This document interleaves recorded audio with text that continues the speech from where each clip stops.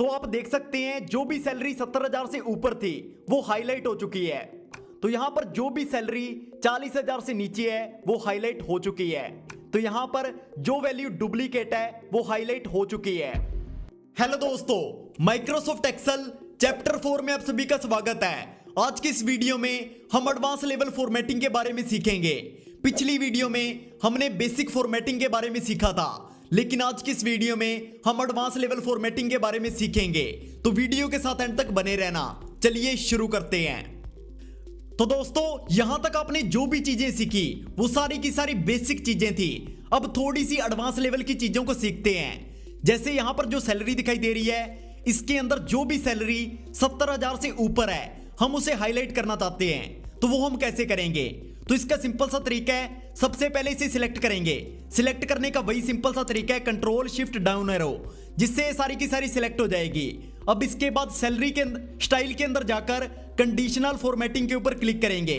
इसके बाद हाईलाइट के ऊपर क्लिक करेंगे, क्योंकि हम हाईलाइट करना चाहते हैं। इसके बाद यहां पर ग्रेटर देन के ऊपर क्लिक करेंगे, क्योंकि हमें उस सैलरी को हाईलाइट करना है जो 70,000 से ऊपर है। अगर हम 70,000 से कम की सैलरी को हाईलाइट करना चाहते तो हम लेस देन के ऊपर क्लिक करते। तो यहां पर ग्रेटर देन के ऊपर क्लिक करेंगे। इसके बाद यहां पर 70,000 टाइप करेंगे। इसके बाद यहां से कलर सिलेक्ट करेंगे और फिर डन के ऊपर क्लिक करेंगे। तो आप देख सकते हैं जो भी सैलरी 70,000 से ऊपर थी वो हाईलाइट हो चुकी है। अब इसे रिमूव करने के लिए हम इसे दोबारा सिलेक्ट करेंगे। इसके बाद कंडीशनल फॉर्मेटिंग के ऊपर क्लिक करेंगे, क्लियर रूल्स के ऊपर क्लिक करेंगे। यहां पर हमें दो ऑप्शन दिखाई दे रहे हैं। अगर हम सिलेक्टेड सेल्स के अंदर से फॉर्मेटिंग हटाना चाहते हैं तो हम सिलेक्टेड सेल्स के ऊपर क्लिक करेंगे। अगर हम पूरी शीट के अंदर से फॉर्मेटिंग हटाना चाहते हैं तो हम एंटायर शीट के ऊपर क्लिक करेंगे। तो यहां पर मैं सिलेक्टेड सेल्स के ऊपर क्लिक कर देता हूं, तो यहां से फॉर्मेटिंग रिमूव हो चुकी है। इसी तरीके से अगर मैं यहां पर उस सैलरी को हाईलाइट करना चाहता हूं जो 40,000 से नीचे है, तो उसके लिए मैं फिर से सैलरी को सिलेक्ट करूंगा। इसके बाद कंडीशनल फॉर्मेटिंग के ऊपर क्लिक करूंगा, हाईलाइट के ऊपर क्लिक करूंगा, लेस देन के ऊपर क्लिक करूंगा। इसके बाद यहां पर 40,000 टाइप करूंगा। इसके बाद इसको कलर में दे देता हूं यहां पर। इसके बाद डन के ऊपर क्लिक करूंगा। तो यहां पर जो भी सैलरी 40,000 से नीचे है वो हाईलाइट हो चुकी है।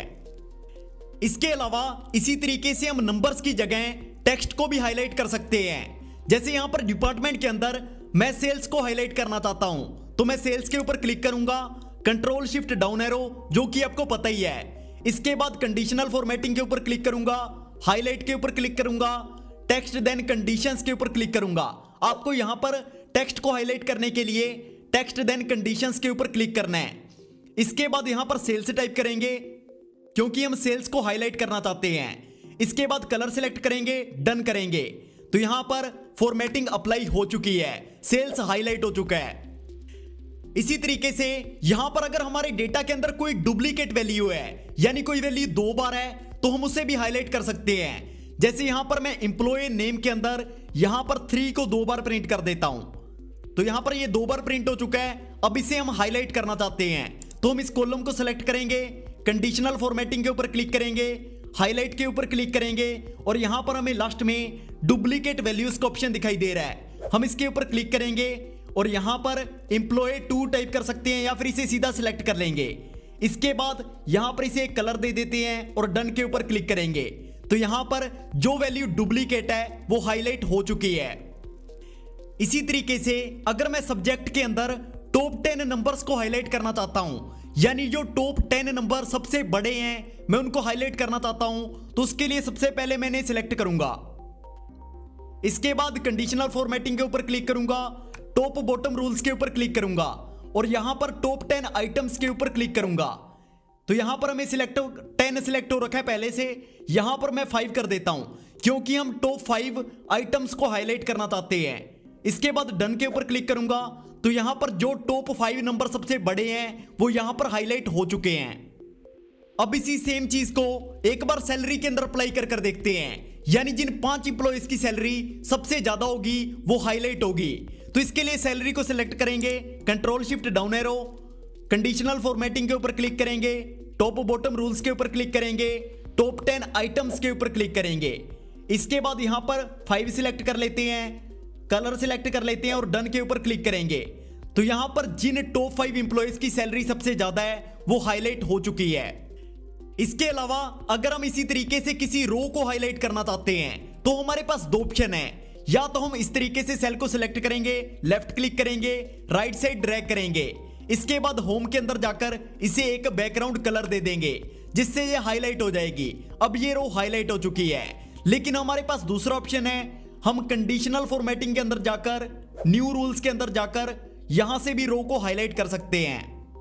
लेकिन दोस्तों यहां से टेक्स्ट को हाईलाइट करते टाइम एक चीज हमेशा याद रखना, अगर आप यहां से किसी टेक्स्ट को सर्च कर हाईलाइट करना चाहते हैं तो आपको उसे डबल कोड के अंदर यहां पर सर्च करना है, वरना वो टेक्स्ट हाईलाइट नहीं होगा। अगर आप किसी नंबर वगैरह को सर्च करना चाहते हैं तो आप सीधा कर सकते हैं, लेकिन अगर कोई टेक्स्ट है तो आपको वहां पर डबल कोड का यूज करना है। इसके अलावा यहां पर कंडीशनल फॉर्मेटिंग के अंदर बहुत सारे ऑप्शन हैं। अगर मैं इन सब के बारे में पूरी डिटेल में बताऊंगा तो शायद वीडियो बहुत ज्यादा लंबी हो जाएगी। वैसे ये सारे के सारे बेसिक ऑप्शन हैं, आपको इन्हें समझने में कोई भी दिक्कत नहीं होगी।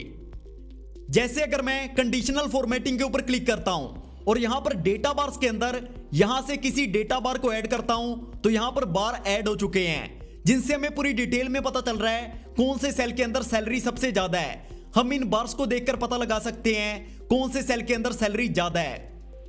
इसी तरीके से अगर मैं दोबारा कंडीशनल फॉर्मेटिंग के ऊपर क्लिक करता हूं और यहां पर कलर स्केल्स के ऊपर क्लिक करता हूं और यहां से कलर स्केल्स को सिलेक्ट करता हूं तो यहां पर कलर भी ऐड हो चुके हैं। यानी यहां पर हमारी सैलरी के अंदर जो नंबर सबसे बड़ा है वो हमें ग्रीन कलर के अंदर शो हो रहा है और जो सबसे छोटा है वो रेड कलर के अंदर शो हो रहा है और जो मीडियम है वो येलो कलर के अंदर शो हो रहे हैं। इसी तरह के हमें बहुत सारे ऑप्शन देखने को मिल जाते हैं जिनका यूज कर हम अपने डेटा को अट्रैक्टिव बना सकते हैं। तो दोस्तों इसी तरह से आप अपने डेटा के अंदर अच्छे तरीके से फॉर्मेटिंग कर सकते हैं। हमें यहां पर बहुत सारे ऑप्शन देखने को मिलते हैं जिनका यूज कर हम अपने डेटा को अट्रैक्टिव बना सकते हैं। मुझे उम्मीद है आपको इस वीडियो से काफी कुछ सीखने को मिला होगा। फिर मिलेंगे चैप्टर 4 में।